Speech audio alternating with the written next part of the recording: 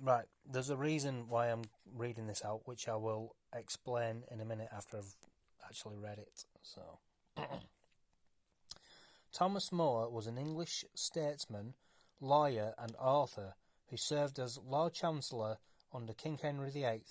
More was a devout Catholic and supporter of humanist ideas, and he wrote several works, including the famous book Utopia, which describes an ideal society. In 1534, King Henry VIII broke away from the Roman Catholic Church and declared himself the head of the Church of England. More, who was a staunch defender of the Catholic Church, refused to take an oath acknowledging the king's authority in spiritual matters, and he resigned as Lord Chancellor in protest. The following year, More was arrested and charged with high treason and for refusing to acknowledge the king's marriage to Anne Boleyn, and for denying the king's authority over the Church of England. More was brought to trial on July 1st, 1535, and he was found guilty of treason and sentenced to be hanged, drawn, and quartered. During his trial, More delivered a speech in his defence, in which he spoke out against the king's authority over the Church and his right to be judged by Parliament. More's speech is an example of his strong commitment to his religious beliefs, and his refusal to compromise his conscience. Here is a modernised version of More's speech. I'll try to read this without making mistakes.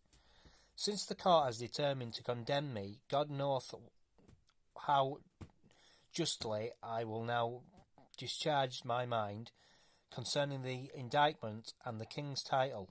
The indictment is grounded in an act of Parliament which is directly repugnant to the laws of God and his holy Church.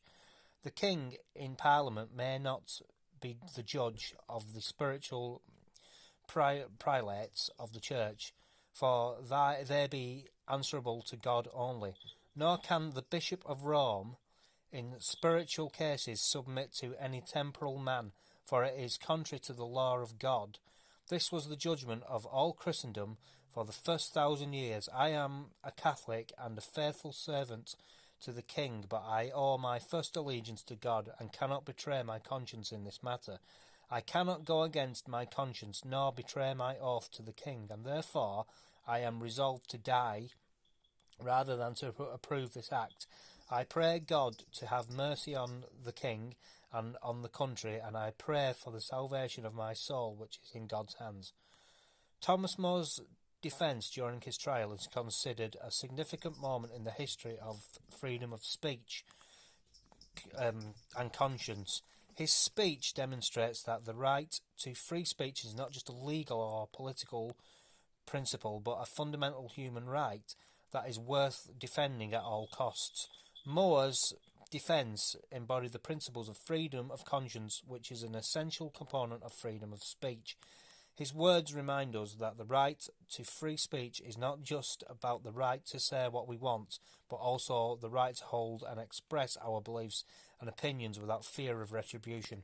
Right, there's things going on in this country these days where we're being told what we can and can't say, and what we can and can't think, and where you can pray and where you can't pray, and what you can believe and what you can't believe. This country has had wars, and people have been killed and persecuted for the right to freedom of speech. Why is this all being taken away from us? That's the point of this video. I'm not going to say anymore. I just want people that watch this to think about that, because just because, you disagree with somebody, should they be put in jail? Maybe tomorrow you're going to say something that the establishment doesn't like, and then you'll be thrown in jail. And then you'll want somebody to stand up for you, won't you? So maybe you should be standing up for people who are getting arrested for standing in the street, and in their mind they're praying outside because they're outside an abortion clinic. Why shouldn't they be able to do that? They're not hurting anybody. They're not speaking. They're just standing there and they're thinking it in their head. That's ridiculous. I don't. Words fail me. A person should not be arrested for the thoughts they're having in their head, whether they're popular thoughts or unpopular thoughts. It doesn't matter. It shouldn't be something that you get arrested for and possibly sent to jail. But anyway, I've said enough. Just tell me what you think in the comment section, please. I'm going to leave it there. Thanks for watching, and bye for now. Bye.